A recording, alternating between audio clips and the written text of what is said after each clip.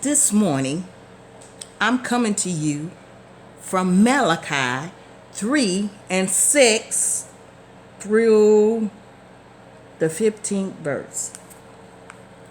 We're going to talk about the payment of tithes.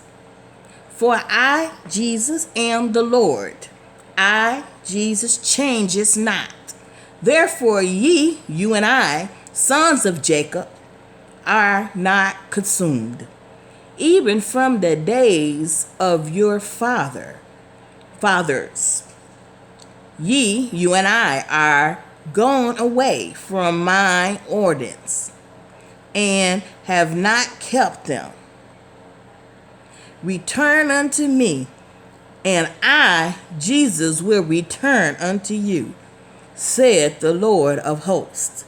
But you and I, said, wherein shall we return? Will a man rob God? That's the question God put out there. You and I have robbed me, Jesus. But you and I say, therein have we robbed thee. Wherein have we robbed thee? You and I. You. In tithes and offerings. You and I are cursed with a curse. For you and I have robbed me, Jesus.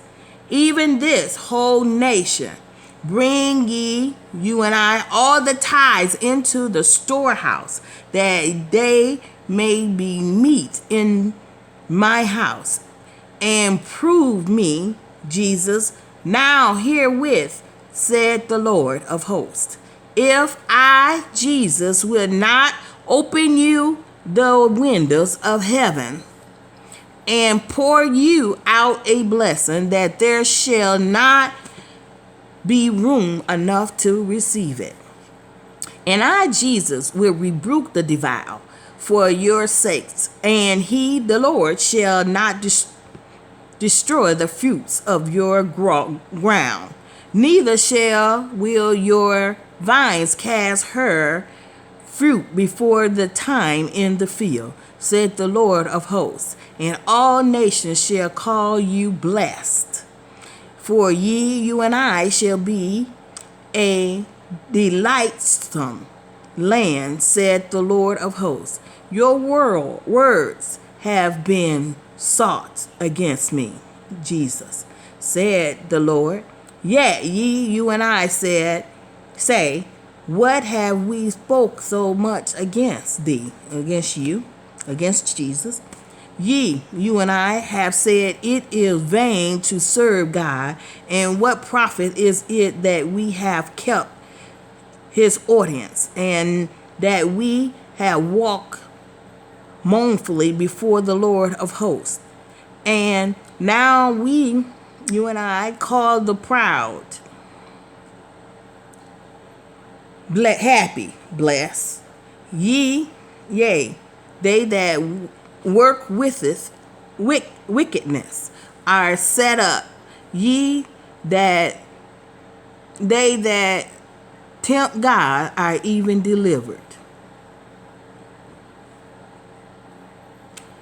Then they that feared the Lord spake often one to another, and the Lord hearkened and heard it. And a book of remembrance was written before him for them that feared the Lord, and that thou upon his name. And they shall be mine, said the Lord of hosts, in that day, when I Jesus, make up my juries, and Jesus, will spare them as a man spares his own sons that serveth him. Then shall you and I return and discern between the righteous and the wicked, between him that serveth God and him that serveth him not. We are talking about tidings here. Tithing is the practice of giving 10% of one's income to the Lord. It is called storehouse tithing by some who require that the tithe be given the Lord through the local church, while some Christians disagree. The principle of God's place for worship is the basic for storehouse tithing. The temple in the Old Testament was the center place characterized by God's presence.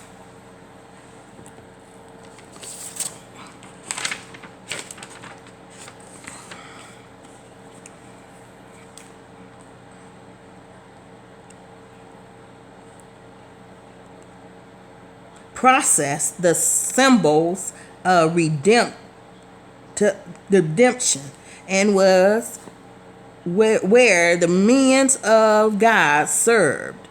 In the New Testament, these three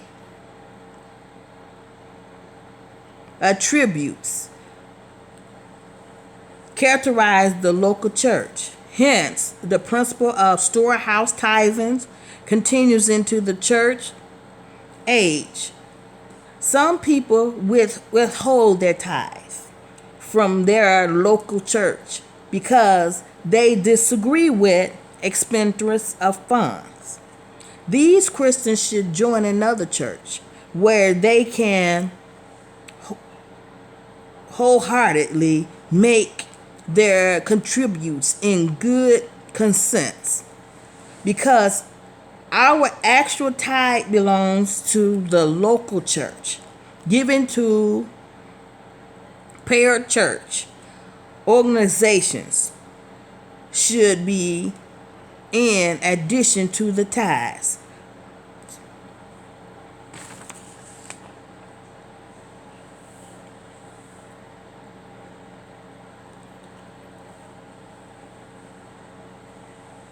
The Bible teaches us over in Corinthians 9:7, every man according as he proposed in his heart, so let him give, no grievously or necessarily, for God loveth a cheerful giver.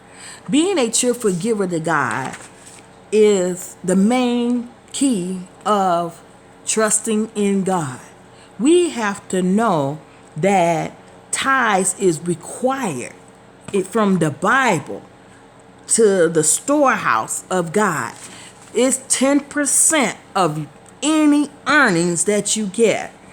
When you pay your tithes, you are called blessed, because God will bless you for doing what he said in his word. The tithes is the upkeeping of the church. Now, let's go to today. Coming up now is Jesus' birthday, December the 25th. When you put any tithe or offering, because it said or offering, into the storehouse in this month, you're blessing Jesus and also helping celebrating his day, because to giving to God, Jesus, is the reason for this season. We have birthdays, and on our birthdays, we celebrate our birthday.